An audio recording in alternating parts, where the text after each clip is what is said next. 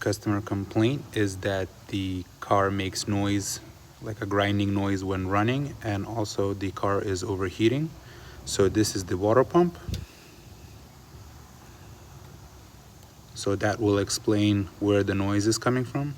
And I am almost certain that the plastic impellers on the water pump are gone, and that's what's causing the car to overheat, because there's no coolant flow.